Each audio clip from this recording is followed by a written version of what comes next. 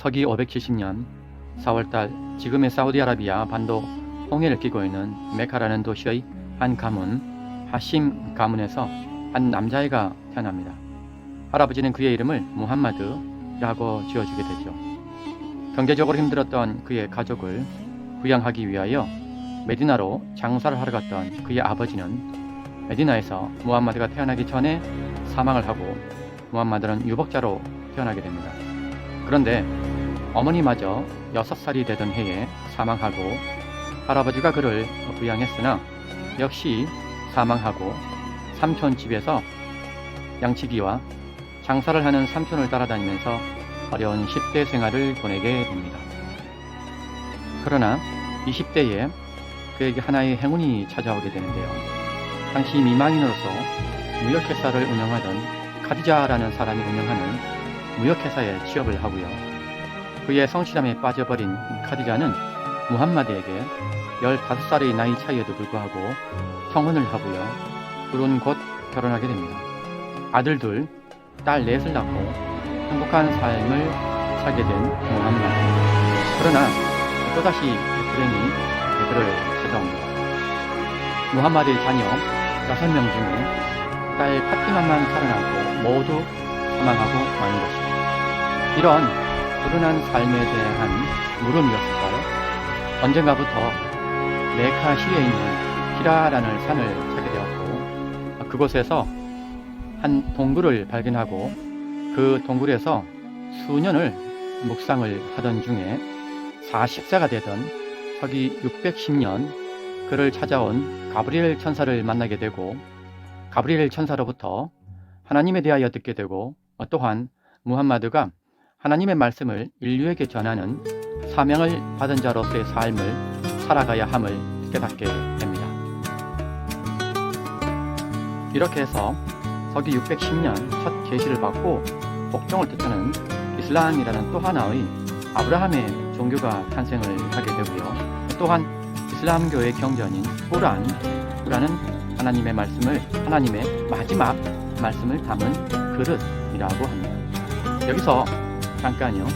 이슬람교와 기독교, 유대교는 모두 아브라함의 종교라고 합니다. 왜 그럴까요? 그건 모두 아브라함의 자녀들에게서 탄생했기 때문입니다. 아브라함은 기원전 2000년 전 사람입니다. 그러니까 지금부터 4000년 전 사람인데요. 오랫동안 자녀를 얻지 못해서 고민하던 중 와이프 사라가 나이가 들어 자녀 출산을 못할 것 같은 고민에 빠지자 이집트 출신 시녀였던 하가를 남편에게 시집을 보내서 아들을 출산하게 되는데요. 그 남자의 이름이 이스마일입니다. 여기까지는 문제가 없었습니다. 그런데 아브라함이 100살, 사라가 90세일 때 사라가 임신을 하게 되고 아들을 출산하는데 그 아들 이름이 바로 웃음을 뜻하는 이삭입니다. 여기서 오늘날 기독교와 이슬람이라는 종교가 갈라져 나오게 됩니다. 그러니까 아브라함의 큰아들 이스마일부터요 쭉 이어져서 서기 570년 무함마드까지 이어지고 바로 이슬람이라는 종교로 탄생하게 되는 것이죠. 무함마드를 통해서요.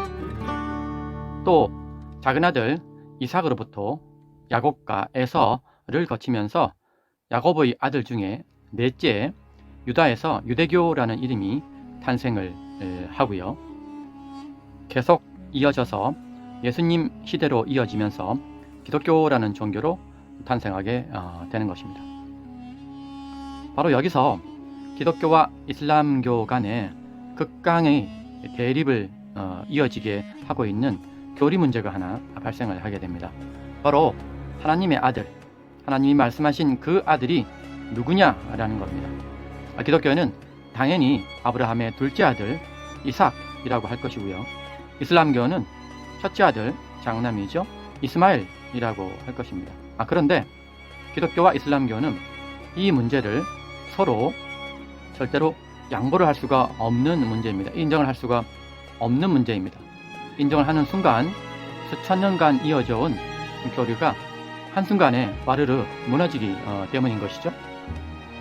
이렇게 해서 탄생한 이슬람교는요, 서기 632년 무함마드가 부인 중에 한 명이었던 아이샤의 무릎을 베고 무함마드가 사망을 하게 되고요. 후계자를 사망하면서 후계자를 지정하지 않아서 후계자 문제로 극강의 대립이 발생을 하고, 여기서 오늘날 우리가 많이 듣고 있는 이슬람에 대해서요, 시아파, 스니파라고 하는 계파가 발생을 하게 됩니다. 이 둘의 대립은 후계자를 어떤 방법으로 선출할 거냐라는 겁니다. 시아파라는 것은 샤트 알리를 추종하는 그런 뜻을 가지고 있는데요. 혈통주의를 주장을 합니다. 그러니까 무함마드의 혈통 가문에서 후계자가 나와야 된다라고 하는 거고요. 반대로 수니파는 혈통이 아니라 지역, 사우디아라비아 반도를 비롯해서 각지에 있는 부족들의 자발적인 선출로 인해서 선거를 통해서 후계자를 지정해야 된다라고 주장을 하게 된 것이죠. 이런 후계자 문제에 갈등을 겪으면서도요, 이슬람교는 파죽지세로 확산을 하게 되고, 무함마드 사망 후 선출을 통해서 칼리프를 선출하는 4명의 정통 칼리프 시대를 이어서 서기 661년 아라비아 반도의 우마이야 가문이 선출직이었던 칼리파라고도 하고요, 직위를 세습하게 하는 세습제 이슬람 제국 우마이야 왕조를 탄생하게 합니다. 그러나 이 왕조는 단명하게 되는데요. 이유는 선출직이었던 칼리프 제도를 세습제로 선출하는 것에 반대하던 세력 중에 무함마드 가문의 아바스가 우마이야 왕조를 붕괴시키고 아바스 왕조를 개창하게 됩니다. 서기 750년 수도를 바그다드로 해서 탄생한 이 왕조를 흔히들 진정한 의미의 이슬람 왕조라고 합니다. 이유는 아라비아 반도 중심을 벗어나서 다양한 지역, 사람, 문화를 포용했기 때문이라고 합니다. 또한 751년 지금의 중앙아시아, 당시 당나라의 간할권이었던 이 지역까지 진출해서 탈라스 전투를 통해서요, 당나라의 간할권을 격파하고 모두 이슬람화 시키게 됩니다. 이 전투에서 고구려 출신 고선지 장군이 지휘하던 8만 당나라 군대가 모두 격파당한 사건은 너무도 유명한 역사의 한 장면이죠.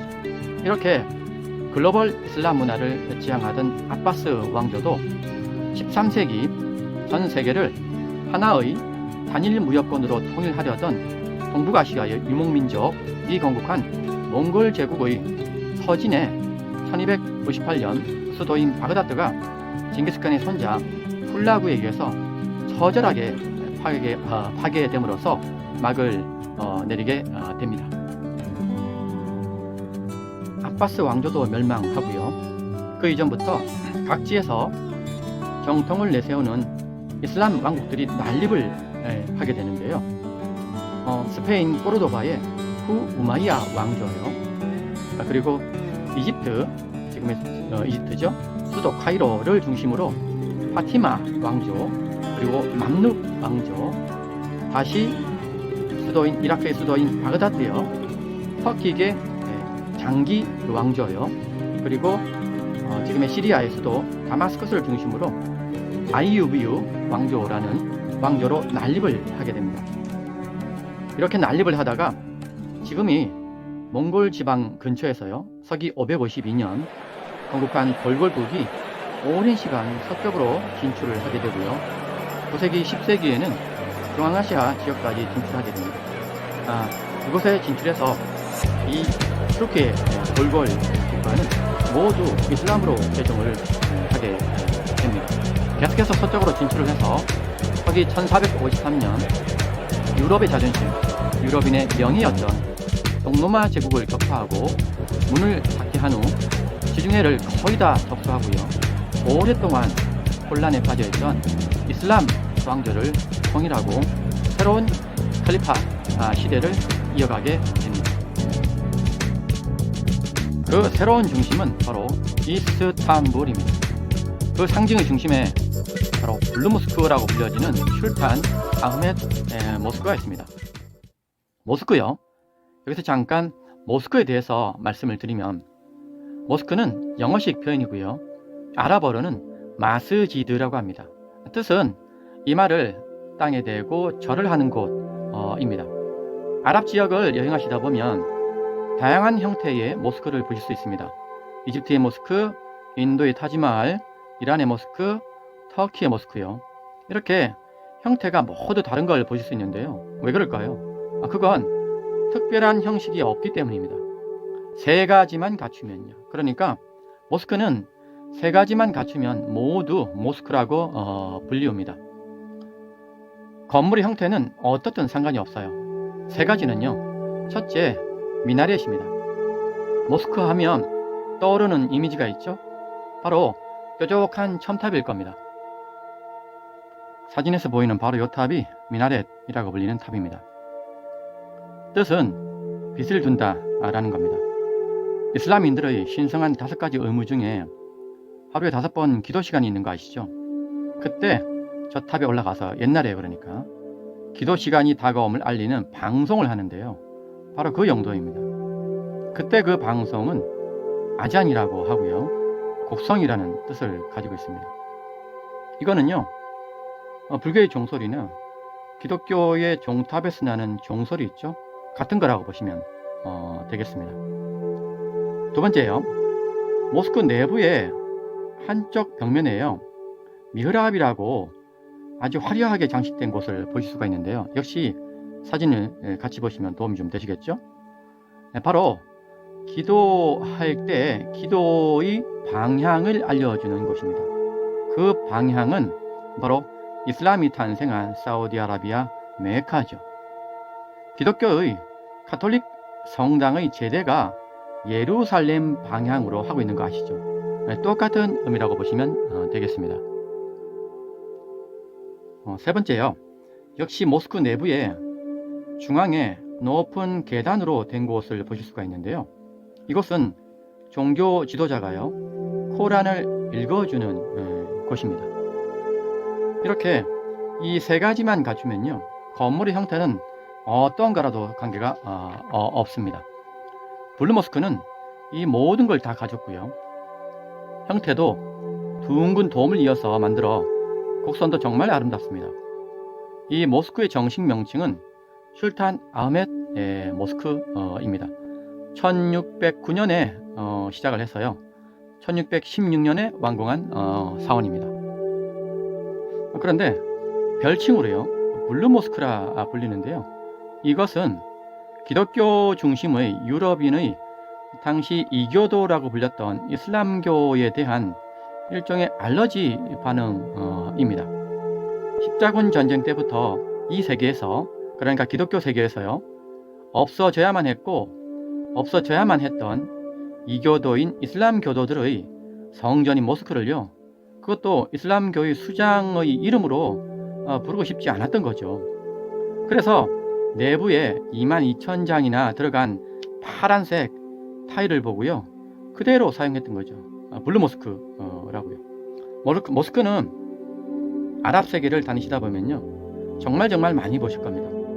서유럽을 여행하실 때 가는 곳마다 눈에 들어왔던 성당처럼요. 그러면 기독교의 가톨릭 성당과 비교해서요, 모스크의 다른 특징은 무엇일까요? 바로 내부 외부에 인물이나 동물의 형상이 없다는 겁니다.